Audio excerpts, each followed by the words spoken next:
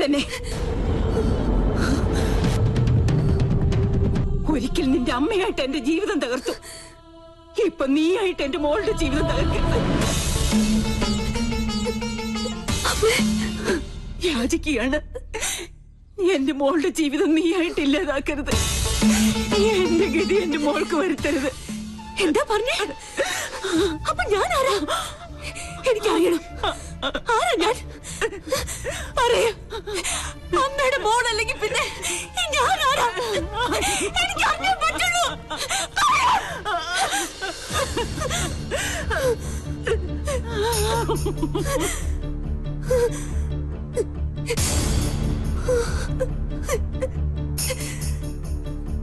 മോളെ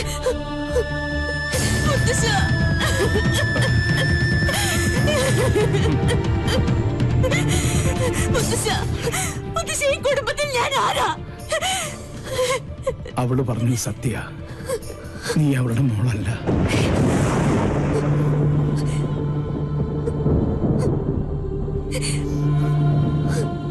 എന്നെങ്കിലും നീ അറിഞ്ഞിരിക്കേണ്ട ഒരു സത്യം മനഃപൂർവ്വം നിന്നിൽ നിന്ന് മൂടി വെക്കുകയായിരുന്നു. നിന്റെ അച്ഛനു വേണ്ടി, എന്റെ മോന് വേണ്ടി, അവളുടെ ഭർത്താവിന് വേണ്ടി. അന്ന് നിന്റെ അച്ഛൻ പൂനെയിലായിരുന്നു, രാജലക്ഷ്മി ഡൽഹിയിൽ.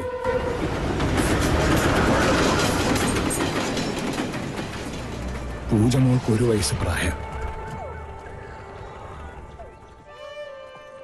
മേജർ സാഹബ് ബാഹർ ഗയേ ഹൈ. എനിക്കറിയാം ഇപ്പൊ എവിടെയാണെന്ന്. വണ്ടി എടുക്ക. രാജലക്ഷ്മി, എന്താ ഇത്? അവൻ എന്തായാലും ഇങ്ങോട്ട് വരും. അപ്പൊ നമുക്ക് കണ്ടാ പോരാ. എനിക്ക് ഇപ്പൊ തന്നെ നേരിൽ കാണണം.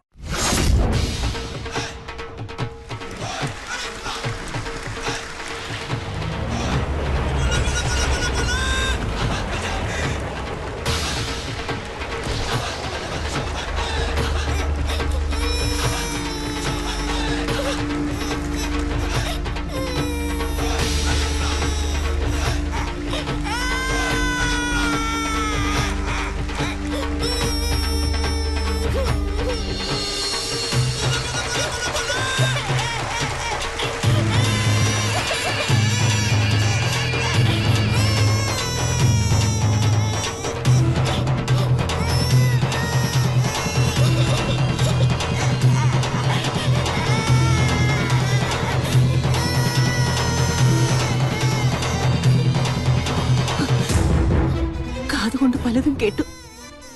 സ്വന്തം ഭർത്താവിന്റെ രഹസ്യബന്ധം നേരിൽ കണ്ടു തന്നെ വിശ്വസിക്കണമെന്ന് തോന്നി. തൃപ്തിയായി. വേണ്ട, ഈ നിമിഷം മുതൽ നമ്മൾ തമ്മിലുള്ള എല്ലാ ബന്ധവും തീർന്നു. പക്ഷെ എന്നെയും എന്റെ മോളെയും വഞ്ചിച്ച് നിങ്ങളെ സുഖമായി ജീവിക്കാൻ ഞാൻ അനുവദിക്കില്ല. ഞങ്ങളുടെ ശവം കൂടി നിങ്ങൾ കാണേണ്ടി വരും. അതെ, ദൈവ സത്യമായിട്ട് ഞാൻ പറയാ, ആ കടുങ്കൈ ഞാൻ ചെയ്യും. എന്തിനാടാ ആ പാവത്തിനോട് ഈ ദ്രോഹം ചെയ്തത്? അച്ഛാ വേണ്ട, അവള് പറഞ്ഞതുപോലെ ഈ നിമിഷം മുതൽ എനിക്ക് ഇങ്ങനൊരു മകനില്ല. वो औरत तुम्हारी पत्नी है क्या? यूं तुम दोनों ने मिलकर उस बेचारे को धोखा दे दिया। क्या तुम पहले से ये बात जानती हो? बोलो, कहो। मैं जानती थी। उस औरत के आंसू उस बच्चे को भी श्रापित कर देगा। तुमने हमारे कुल का नाम मिट्टी में मिला दिया।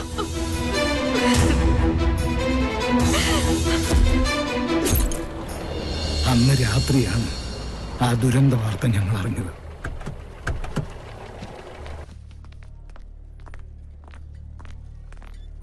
നിന്റെ അമ്മയുടെ ജഡമായിരുന്നു പിന്നീട് ഞങ്ങൾ കണ്ടത്. ചെയ്ത തെറ്റിന്റെ ശിക്ഷ ഇരുവരും സ്വയം ഏറ്റെടുത്തു.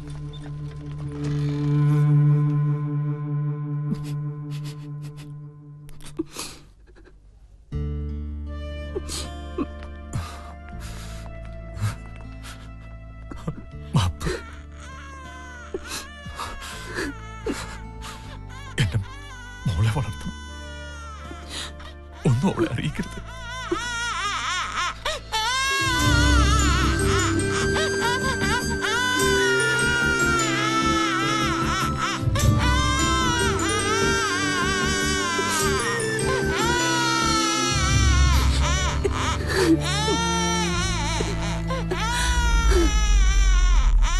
നെഞ്ചിലേറ്റിയതാ അവൾ നിന്നെ. പിറ്റേന്ന് നിന്റെ അച്ഛനും മരിച്ചു.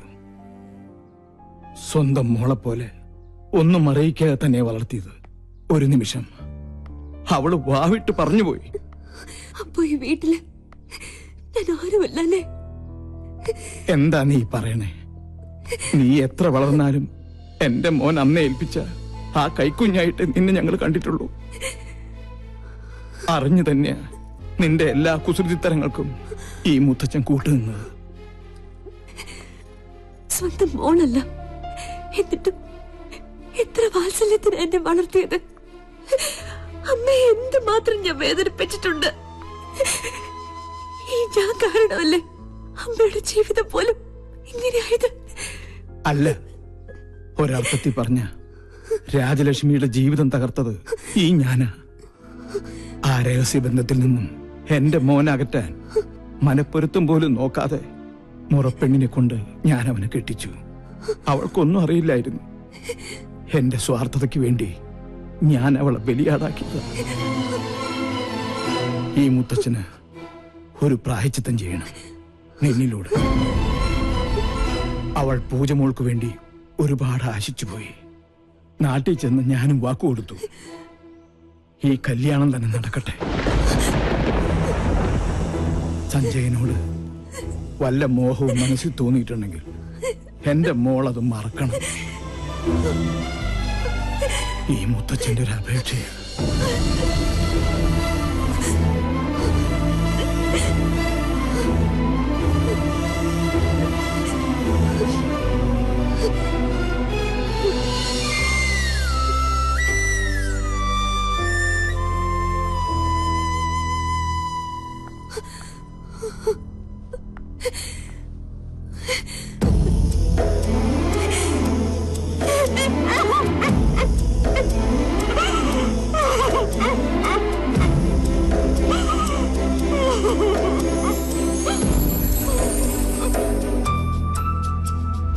എങ്ങനെയുണ്ട്? അയ്യേ, ഇപ്പൊ എങ്ങനെയുണ്ട്? അമ്മേ,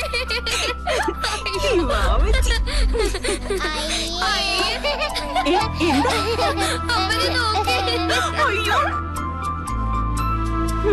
അമ്മേ, വിശക്കുന്നു. എന്ത് വേഷമാടി ഇത്? നിന്നോടാ ചോദിച്ചത്? അമ്മ ചുമ്മാ പറഞ്ഞതല്ലേ. അവച്ച് പേടിച്ചു.